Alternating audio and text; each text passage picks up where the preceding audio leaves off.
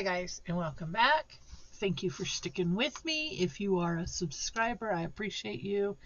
If you're not, I would like to appreciate you just for watching and commenting, and hopefully you'll become a subscriber. Hit the notification bell and not miss any of my videos. Okay, so in our last video we made this, and I will add it to the information card above, the iCard or whatever you want to call it, so you can find it or follow it. And we put these little instruments that I found, or was given, they were actually given to me, right? We just filled it up just like that, you know, and so it becomes one of those little, you know, utensil holders that you can set by the stove or on a cabinet. That was pretty cool. So we'll leave the information card so that you guys can go back and watch that video, and we are moving forward. And now we're going to make the rolling pin. Whoops, sorry about that, guys. Come on, focus. Okay, so I didn't cut my strip of paper exactly straight, and that's okay. We'll just start the inside of the, get some of that off there though. And this is if you don't have, like, if you have polymer clay, that's what you'd want to do. So I marked my handles off here and here, and my rolling pin's a little big, but I figure we'll start here and then we'll trim off this end. So you're going to do the same thing. You're going to take your glue and you're going to attach it to the rolling pin handle, that is. Come on. And you're going to let that get nice and like attached, right? And then you're going to start rolling it. Now what you will want to do on this is make sure you're staying in line. You don't get cattywampus or go to the right or the left, because it will make a difference.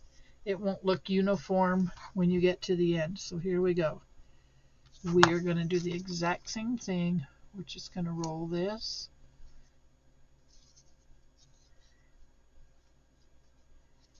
And we're making sure, like I said, that's the hard part, is making sure it's relatively even. Because if it's not, it will show. So you're going to roll that.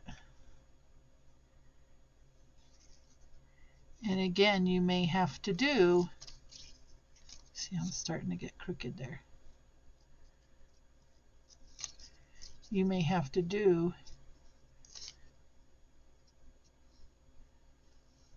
two or three of these in order for it to be thick enough to look like a real rolling pin, right? And it really truly is just that simple. And this is a process. You want to, like I said, you want to make sure you keep it straight.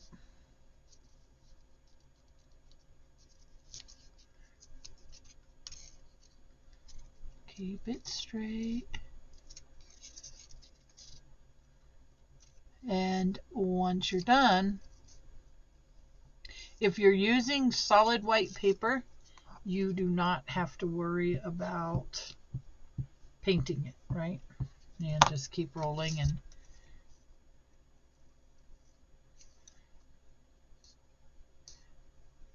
And you could use contact paper to go around this. And I'm, you know, to make it look like a wooden rolling pin, if that's what you wanted. You know, the wood grain contact paper. You just got to make sure you don't have any like obvious knot hole looking stuff going on there. Okay, and then when you get to the edge, you're going to want to put a heavier glue, because you're definitely going to want this to stay down. And then if you paint it, that will definitely help. Okay, now it doesn't roll like you would have to, you know, it's not a real rolling pin. Okay, so this side not so bad, this side a little bit off. And how I'm going to fix that, so I'm just going to fill it up with glue and let that glue dry.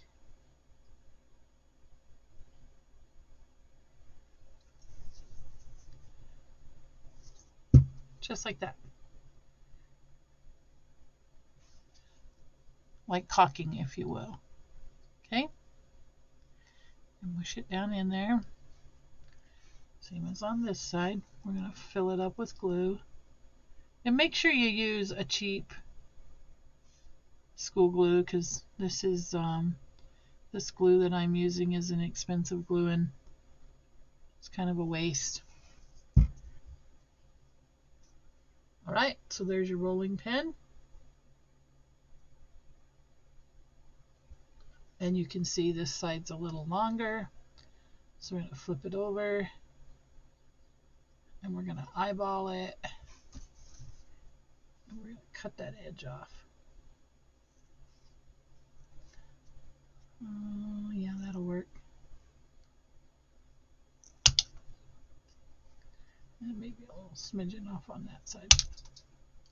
And there you go. You now have an honest to goodness rolling pin. So it was that simple. I may have cut my handles a little short, but it'll work. Paint it white and drop it in your utensil box. See? You got a rolling pin. It is that simple, guys. There's a lot of this stuff that you can make for next to nothing, and it comes out looking just as nice as if you had gone and bought it at a hobby store. So there you go. Now this will go with our cookie cutting business, and then on our next video maybe we'll actually do some cookie cutting. Who knows? Stick around for the fun though, because you won't know if you're not subscribed. Alright guys, thanks a million for watching. I know this one was a semi-short video, but it was just that easy. That's what I was saying earlier in the previous video, how much easier the rolling pin is, although it does take a little bit of maneuvering to make sure you keep your paper straight. And then just filling it in when you're done. Voila, the girls can make some cookies now. They're going to be happy. Alright, in our next video we will do, I would say, plates. If I can get a hold of my polymer clay, right? We'll do some plates, and if you don't have polymer clay, you can make paper clay. Yeah, I think you could. Just look up paper mache, paper clay. You can find the how-tos on the internet, and I have paper clay also, but that won't be until next weekend. And speaking of next weekend, I will be putting in my garden, so I may or may not get a video out, but we'll hope. All right. With that being said, guys, just take a look around your house. You never know what you're going to find to make something, right? Beads, buttons. Oh yeah, that's what we'll do. We'll make plates using buttons. Hold that thought. All right. Why? I don't know what I was thinking, because if you have buttons, look at this. That's the right size. It's a little large, but it'll work. Look at this. Is that cool or what? There's a good size plate. There's, well, that one's got a, there's a pink one. There's that one. There's these. So you just need buttons, right? You can see where that's a plate. You would just cover the inside. Or look, There's a poker chip.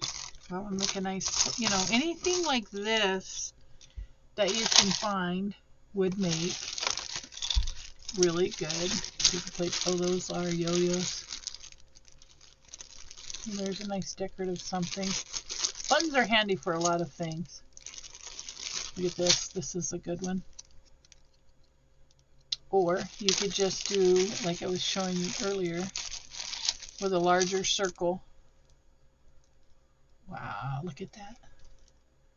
That's kind of pretty. You could use this and trace circles, or you could use this to trace circles.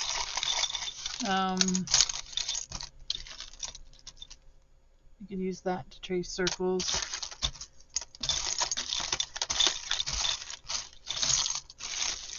And then besides this, all you would need would be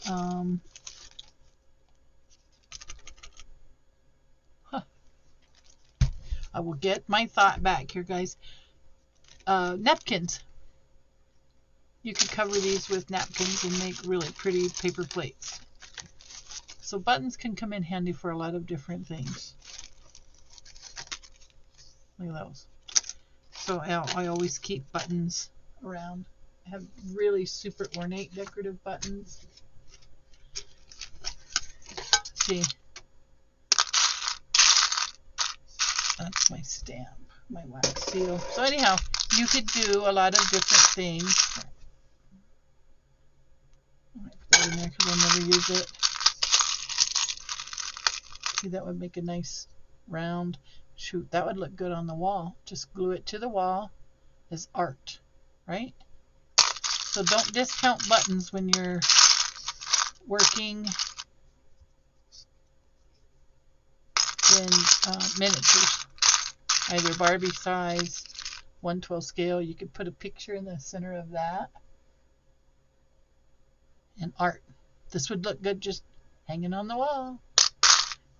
So like I said, don't give up, or don't feel like you don't have something, because a lot of times when you go to secondhand stores, they've always got buttons. This is bead findings.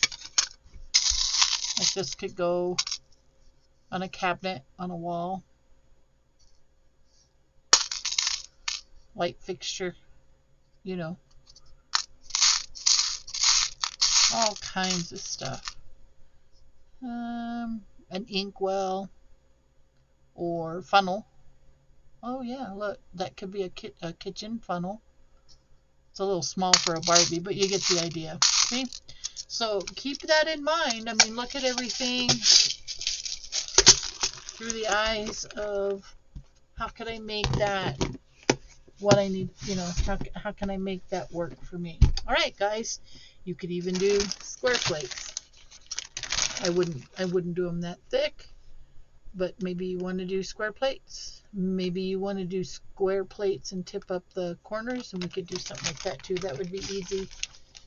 All right, folks, I appreciate you. Stay tuned, keep watching, and I'll see you in the next video.